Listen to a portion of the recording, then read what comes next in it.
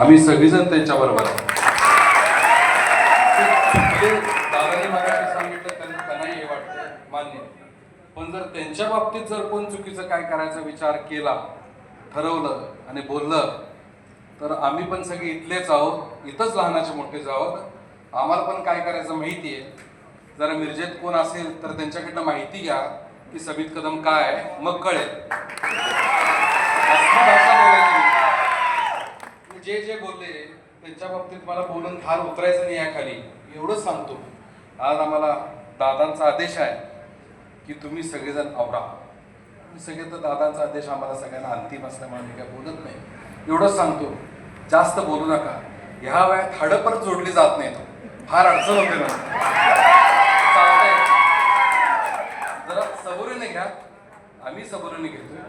दादाने मगाशी सांगितलं की आम्ही इशारा दिला, आज आम्ही आमच्या पद्धतीनं हा विषय हे करतो, तुम्ही तुमच्या पद्धतीनं करा. अन्यथा म्हणजे होईल ते होईल, मग त्याला दादांचेही आमचे हात पकडू शकणार नाही, असं आम्हाला त्यावेळेला बोलावं लागेल. दुसरी गोष्ट, तुम्हाला अडचण गोपीचंद पडळकरांचे त्यांच्यावर बोला. तुम्हाला त्याच्यापेक्षा अडचण देवेंद्रजींची आहे. तुम्हाला त्यांची कार्यपद्धत आवडत नाही, त्यांचं बाकी काय आवडत नाही, त्यांच्यावर बोला, काही म्हणणं नाही. त्यांच्या कुटुंबावरती जे तुम्ही बोलताय हे अजिबात बरोबर नाही. अमृताताई फडणवीस या अतिशय सुसंस्कृत घरातून आलेले आहेत. पहिल्यापासून त्यांना गायनाची, इतर सगळ्या गोष्टींची शाळेपासून त्यांना आवड आहे. त्याचबरोबर त्या तुम्ही बाकीच्या गोष्टीवर बोलत नाही हो. त्या ॲक्सिस बँकेच्या व्हाईस प्रेसिडेंट आहे, पतसंस्थेचा संचालक होऊन दाखवा काय तिथे अडचण आहे माहिती आहे. ॲक्सिस बँकेचा व्हाईस प्रेसिडेंट आहेत त्या. त्याचबरोबर त्या दिविजय फाउंडेशनच्या माध्यमातून दरवेळेला ज्यावेळेला आपण हे गणेश उत्सवाचं विसर्जन करतो, त्याच्या दुसऱ्या दिवशी ते आणि त्यांचे सर्व सहकारी मिळून त्या छोट्या दिविजयाला घेऊन सगळे जे मुंबईतले जिथे जिथे विसर्जनाची स्थळ आहेत त्याची साफसफाई करत असतात. ते बरं दिसत नाही हो तुम्हाला? प्रत्येकाला तुम्हाला हे दिसतंय. एक गोष्ट आज सांगतो, आम्हाला कुणाला काय बोलायचं बोला, आमच्या घरच्यांच्या बाबतीत बोलला, आम्ही बोलणारे नाही, एवढं लक्षात ठेवा. आम्हाला जे बोलता येते त्याशी जास्त करता येते, आम्ही करत नाही. आमचा संस्कार आहेत, आम्ही सुसंस्कृत आहोत. त्यामुळे मी एवढंच ह्या इशारा सभेतून आम्ही इशारा देतो. आता दादांनी मला इशारा केला की बस आता थांबा, जास्त बोलू नका तुम्ही. मी आमच्या सगळ्या वक्त्यांचं लक्ष दादांकडे असतं. दादा बरोबर लोकेशन घेऊन बसतात की तिथनं ते कंट्रोल सगळं आपल्या हातात ठेवतात. एवढंच सांगतो की झालं एवढं बाद झालं, आणि परत मी इकडे फिरू देणार नाही. सम्राट बाबांनी सांगितलं तसं मी सांगतो की कुठं येऊन यायचं, गोपी शेटला सांगा, आम्ही दोघंच येतो, तिसऱ्याची पण गरज नाही. आम्ही जिल्हा परिषदला सुरुवातीला आम्ही ज्यावेळेला एकत्र फिरत होतो त्या टपरीवर वडापाव खाऊन मोठे झालेले मित्र आहोत, तर आम्हाला तिसऱ्याची कोणाची गरज पडत नाही. रस्त्यावर मी पण आहे, ते पण आहे, आम्ही भरपूर काय काय केलं. त्यामुळे काय कुणी आम्हाला धमकी देऊन आणि बघतो आणि करतो बोलायची भाषा नाही. आम्ही इथलेच आहोत, इथं जन्मलो, इथंच आहे.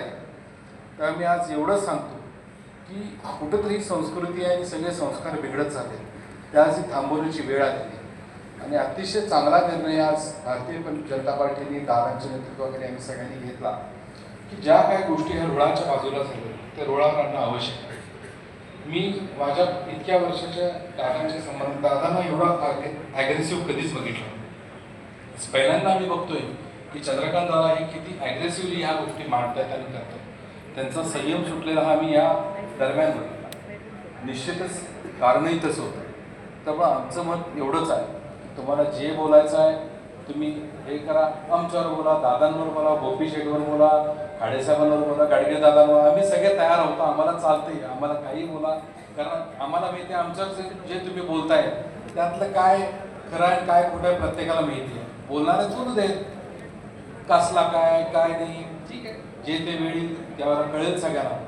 मी आज एवढंच या निमित्तानं सांगतो पुन्हा एकदा की आपण सगळे आता जी गोष्ट, प्रत्येक गोष्टीला एक आपण म्हणतो की पीक पॉईंट असतो, तो पीक पॉईंट आता आलेला आहे की बाबा हे आता टोकाला सगळे गेले, बॉइलिंग पॉईंटला गेले. आता हे कुठं तर सगळं शांत झालं पाहिजे आणि समाजासाठी चांगलं आहे. आज राज्यामध्ये इतकी वाईट परिस्थिती आहे, इतका मोठ्या प्रमाणात विदर्भ मराठवाड्यामध्ये नुकसान झाले.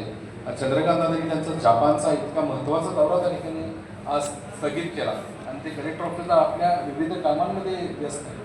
अशा वेळेला आम्हाला ह्या सगळ्या गोष्टीमध्ये होणारच खर्च करण्यासाठी वेळ नाही.